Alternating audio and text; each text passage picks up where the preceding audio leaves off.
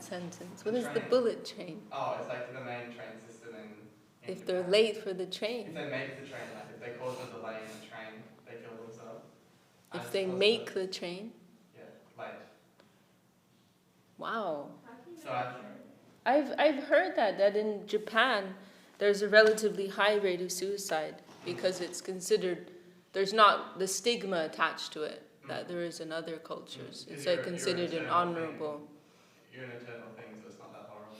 But my point was that I just, I made your service half an hour late. No, it wasn't you. We're having a discussion.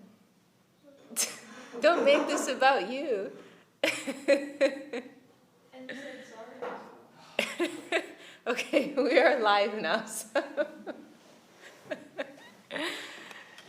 But we can add in the Vedas, suicide is considered a very sinful thing to do. So please do not. No, that's not the. I'm just joking, don't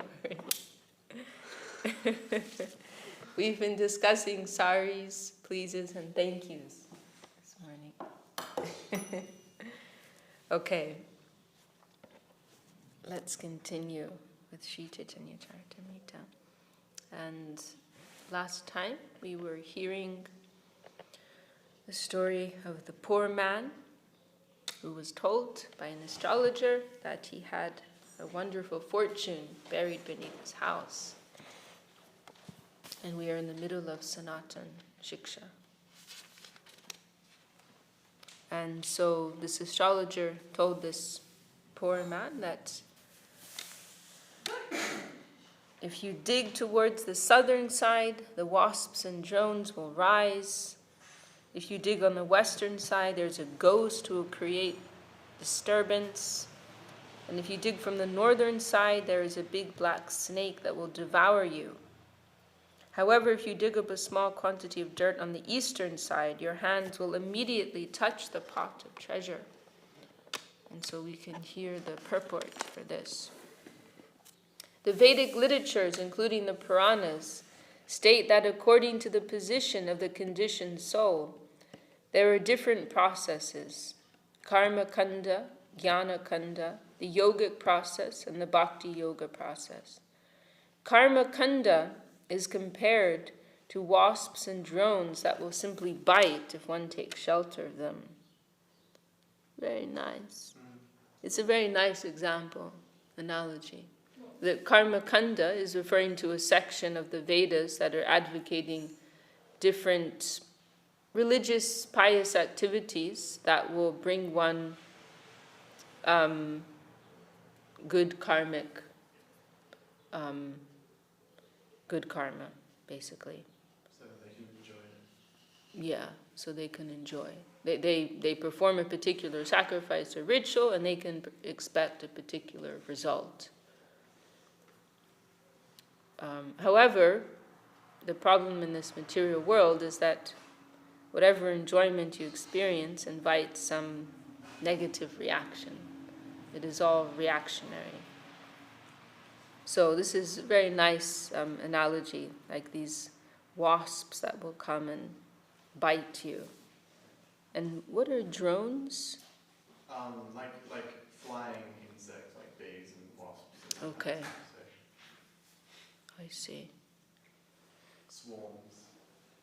So if you try to approach your inner wealth through the processes advocated in the karma kanda section, you'll just invite negative reactions upon yourself. Jnana kanda, the speculative process, is simply like a ghost who creates mental disturbances. Yoga, the mystic process, is compared to a black snake that devours people by the impersonal cultivation of kaivalya. However, if one takes to bhakti yoga, he becomes quickly successful. In other words, through bhakti yoga, one's hands touch the hidden treasure without difficulty. The goal of all the revealed scriptures and Vedic injunctions is Krishna, as he himself says in the Bhagavad Gita, Vedais cha sarver aham eva vedya. Since the Vedas enjoin one to search out Krishna and take shelter at his lotus feet, and since no Vedic process but devotional service will enable one to do this, one has to take to devotional service. According to the Bhagavad Gita, only the Bhakti process is said to be definitive. Bhaktya mam abhijanati. This is the conclusive statement of the Vedas, and one has to accept this process if one is serious in searching for Krishna, the Supreme Personality of Godhead. In this connection, Srila Bhakti Siddhanta Saraswati Thakur gives the following statement. The eastern side represents devotional service to Lord Krishna. The southern side represents the process of fruitive activity, karma kanda, which ends in material gain. The western side represents jnana kanda, the process of mental speculation, sometimes called siddhi kanda. The northern side represents the speculative method, sometimes known as the mystic yoga system. It is only the eastern side, devotional service, that enables one to attain life's real goal. On the southern side, there are fruitive activities by which one is subject to the punishment of Yamaraj. When one follows the system of fruitive activity, his material desires remain prominent. Consequently, the results of this process are compared to wasps and drones. When one follows the system of fruitive activity, his material desires remain prominent. Consequently, the results of this process are compared to wasps and drones. The living entity is bitten. Interesting. So these are like material desires.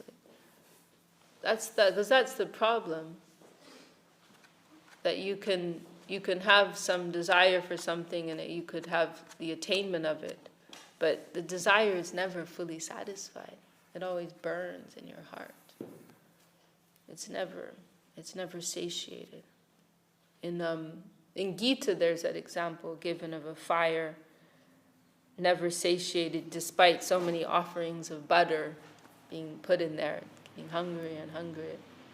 And in Sharanagati, there's a very nice example given of a desert, a burning desert. My heart is like a desert burning in the fire, in this hot sun of material desire.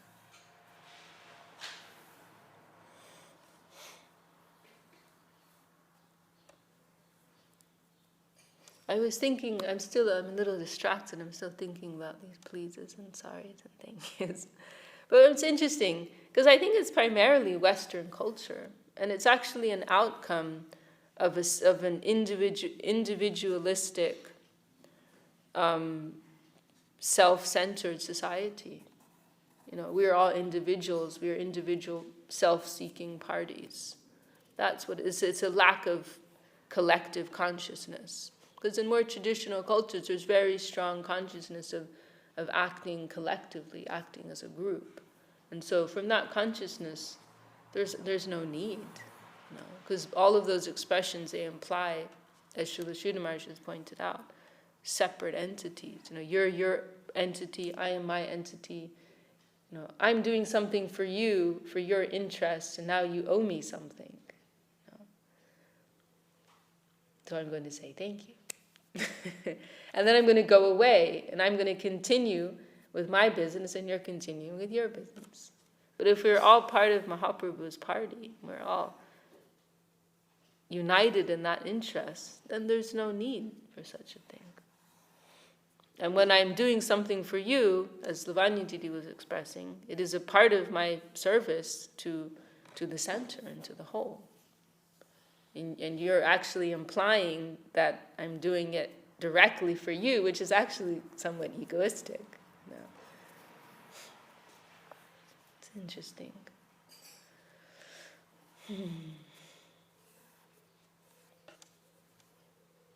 Okay.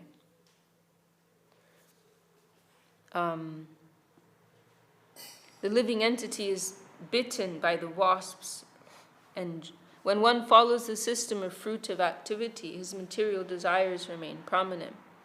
Consequently, the results of this process are compared to wasps and drones. The living entity is bitten by the wasps and drones of fruitive activity, and thus suffers in material existence, birth after birth. One cannot become free from material desires by following this process. The propensity for material enjoyment never ends. Therefore, the cycle of birth and death continues, and the spirit soul suffers perpetually. The mystic yoga process is compared to a black snake that devours the living entity and injects him with poison. The ultimate goal of the yoga system is to become one with the Absolute. This means finishing one's personal existence. But the spiritual part and parcel of the Supreme Personality of Godhead has an eternal individual existence. The Bhagavad Gita confirms that the individual soul existed in the past, is existing in the present, and will continue to exist as an individual in the future. Artificially trying to become one with the Absolute is suicidal. One cannot annihilate his natural condition. A yaksha, a protector of riches, will not allow anyone to take away riches for enjoyment. Such a demon will simply create disturbances. In other words, a devotee will not depend on his material resources, but on the mercy of the Supreme Personality of Godhead, who can give real protection. This is called Rakshishya Titi Vishvasa, or Avasha Rakshibe Krishna Vishvasa Palan. The surrendered soul must accept the fact that his real protector is Krishna, not his material acquisitions. Considering all these points, devotional service to Krishna is the real treasure house for the living entity. When one comes to the platform of devotional service, he always remains opulent in the association of the Supreme Personality of Godhead. One who is bereft of devotional service is swallowed by the black snake of the yoga system and bitten by the wasps and drones of fruitive activity, and he suffers consequent material miseries. Sometimes the living entity is misled into trying to merge into spiritual existence, thinking himself as good as the Supreme Personality of Godhead. This means that when he comes to the spiritual platform, he will be disturbed and will again return to the material platform. And this is the problem. This is what they don't realize, these people, that they may, through great endeavor, reach that state of oneness in Brahman, but it is not a permanent position. So this is a famous verse from Bhagavatam, Ye nye varindaksha vimukta maninas. Vimukta maninas means they think that they're liberated.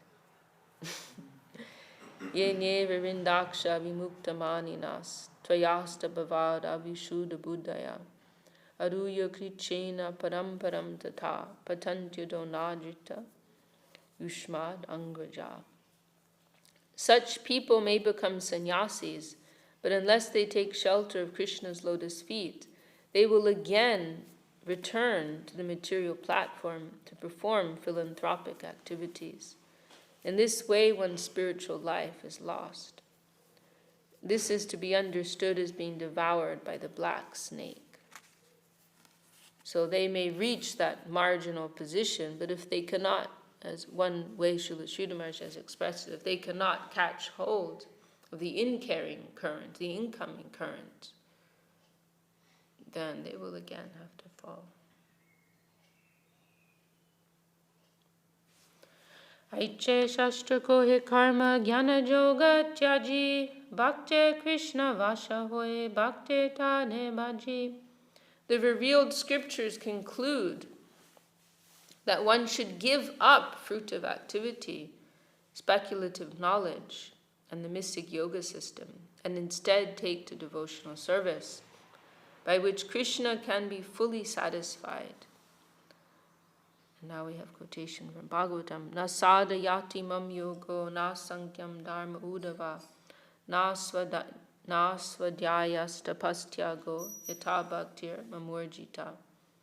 The Supreme Lord Sri Krishna said, "My dear Uddhava, neither through Ashtanga Yoga, the mystic yoga system to control the senses, nor through impersonal monism, or an analytical study of the absolute truth, nor through study of the Vedas, nor through austerities, charity, or acceptance of sannyas, can one satisfy me as much as by developing unalloyed devotional service unto me." And another famous verse, Bhaktyaham ekaya grahya shadayatma priyasatam bhakti punati manishta swapakan api sambhavat. Being very dear to the devotees and sadhus, I am attained through unflinching faith and devotional service.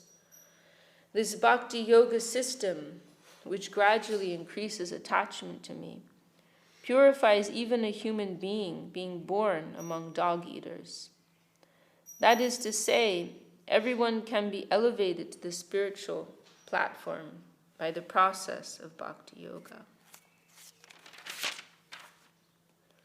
Ataiva bhakti Krishna practya upai abhideya bolitade sarva shastre gai. The conclusion is that devotional service is the only means for approaching the Supreme Personality of Godhead. This system is therefore called Abhideya. This is the verdict of all revealed scriptures.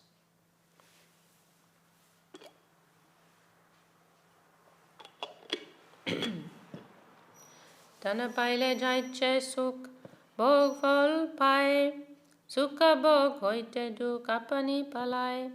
When one actually becomes rich, he naturally enjoys all kinds of happiness. When one is actually in a happy mood, all distressful conditions go away by themselves. No extraneous endeavor is needed. Toiche bhakti phole Krishna, prema upanjai, preme Krishna swadhoile, bhavana shapai. Similarly, as a result of bhakti, one's dormant love for Krishna awakens. When one is so situated, he can taste the association of Lord Krishna. When one is so situated that he can taste the association of Lord Krishna, then material existence, the repetition of birth and death, comes to an end. So it's not that you have to extraneously, independently strive for liberation. But if you go to that direct thing, that central thing, then all the other things will follow behind. So when the awakenment of true devotion takes place, then naturally liberation follows behind that. So in other words, whatever can be attained through all these other processes, they will just be side effects to the awakenment of pure devotion within one's heart. You don't have to run after A, B, C, or D. Just go to that central thing, and everything else will follow.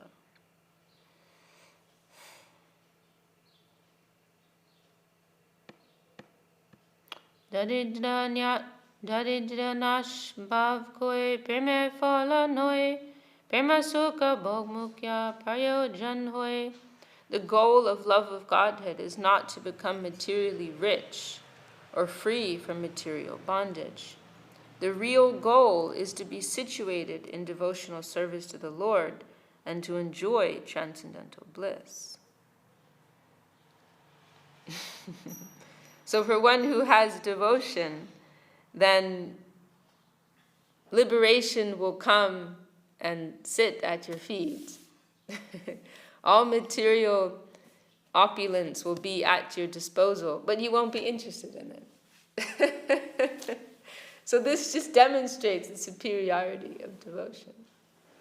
Those two things, which more or less everyone in this world is running after in different ways, if you have this, you'll get them, but you won't be interested in them. So that just demonstrates how categorically superior this process is. There's a very nice verse by Prabodhananda Saraswati.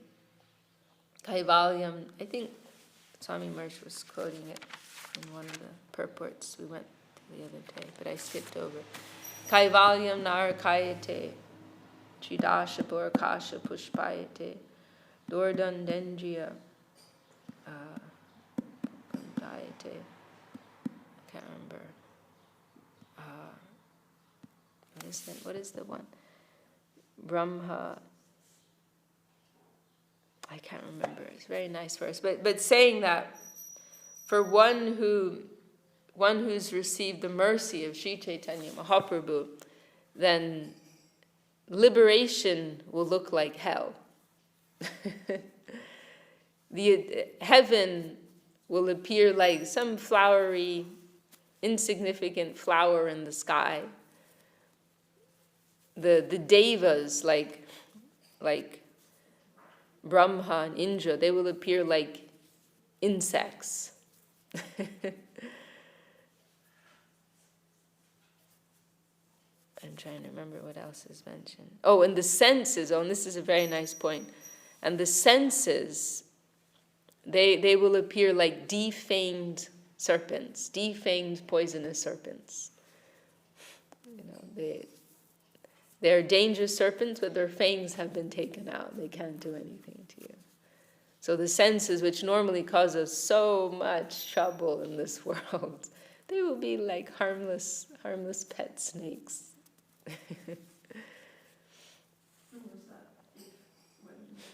For one who's received the mercy of Sri Chaitanya Mahaprabhu. Now, all of these things, which normally appear to be so great, so powerful, so important, they will be utterly insignificant when one has some vision of that supreme reality. Kaivalyam narakayate, chidasha purakasha pushpayate, dordan denjya. Let me see, I think I saw it the other day in a purport we were going to, that I skipped over. It's a very nice verse.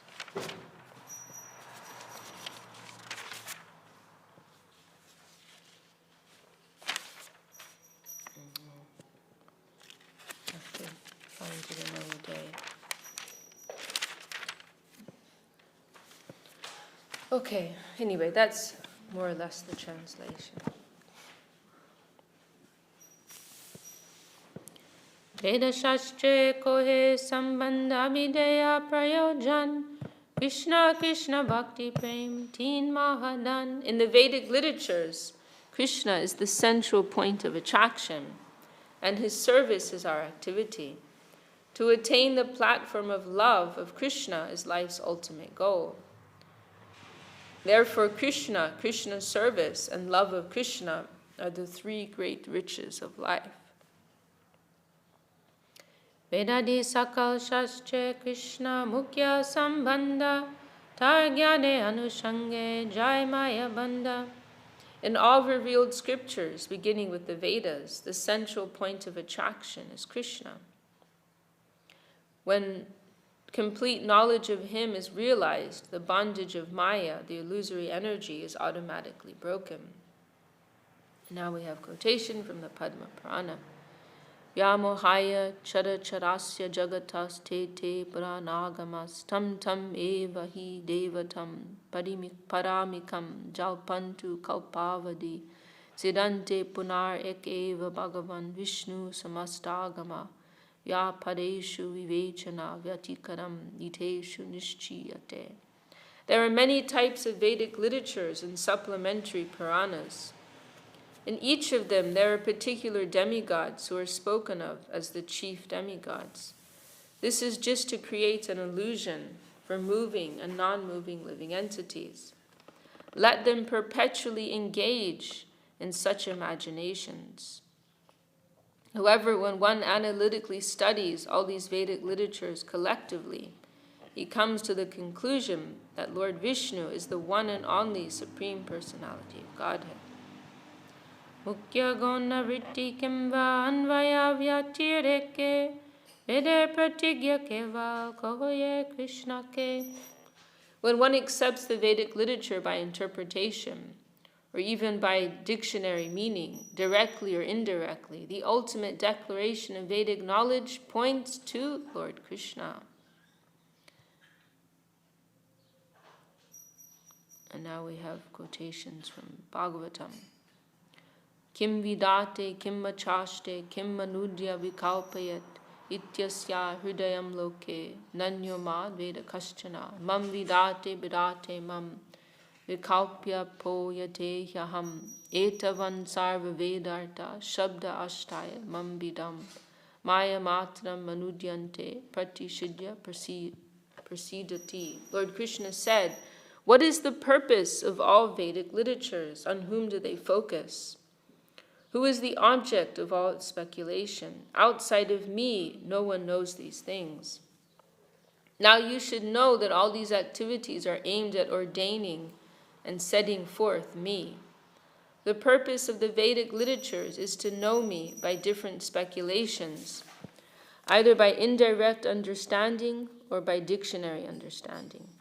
Everyone is speculating about me. The essence of all Vedic literatures is to distinguish me from Maya. By considering the illusory energy, one comes to the platform of understanding me. In this way, one becomes free from speculation about the Vedas and comes to me as the conclusion. Thus, one is satisfied.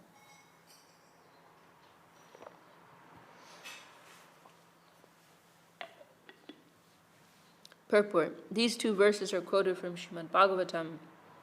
When Uddhava asked Krishna about the purpose of Vedic speculation, the Lord informed him of the process of understanding the Vedic literature. The Vedas are composed of Karma Kanda, Jnana Kanda, and Upasana Kanda. One who analytically studies the purpose of the Vedas understands that by Karma Kanda, sacrificial activity, one comes to the conclusion of Jnana Kanda, speculative knowledge. So there's this, it's not that it's just a big random, mix of different methods, different ideas. What is that? Yata mat tata pat, whatever you think, that's your path. That's not the idea of the Vedas.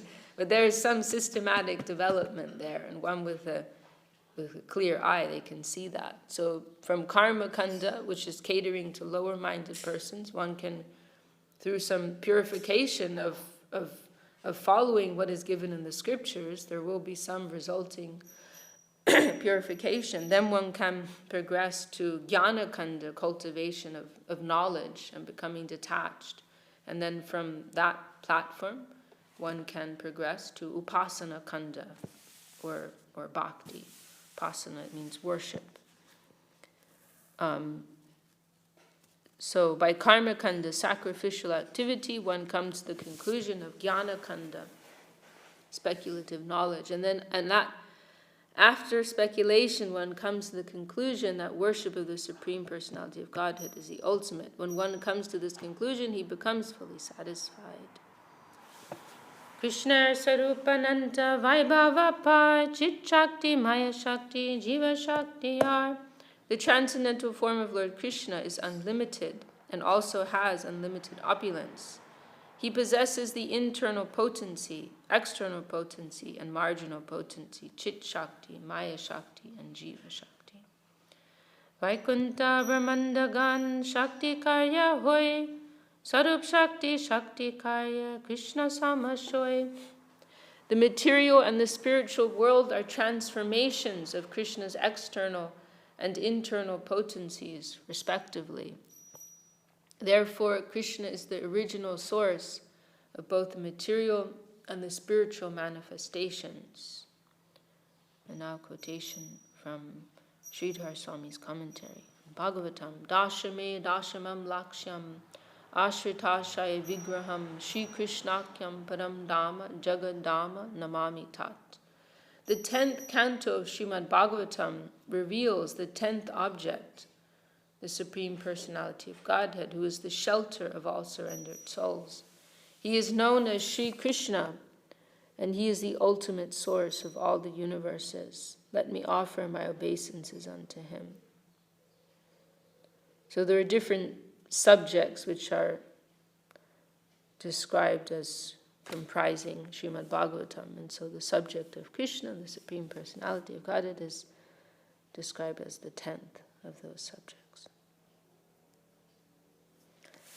Krishner Sarupi Cha Shuno Sanatan Advaigyan Tattva Braje Brajendra Nandan. O Sanatan, please hear about the eternal form of Lord Krishna.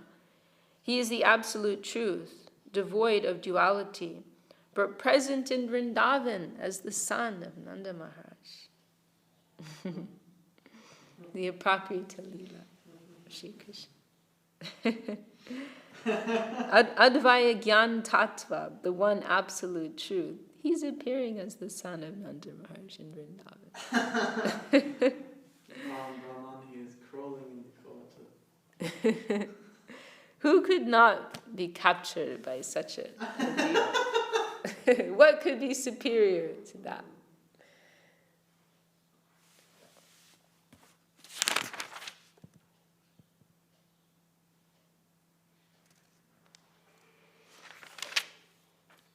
I think that's actually, it's a little short, but I think that's a good place to stop, actually.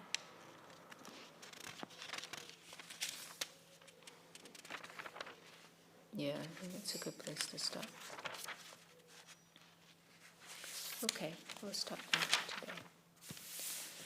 Jai Shri Chaitanya Charitamrita ki Jai, Shri Krishna's Kaviraj Goswami ki Jai. I think it's your turn to sing.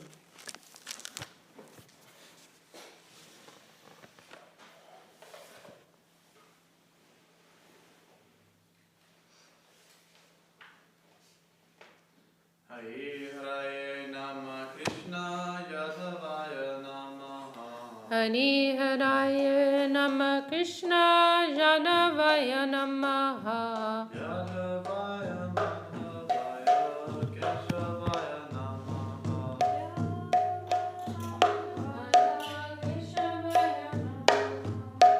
Gopal Govinda Ram Shri Madhusudana.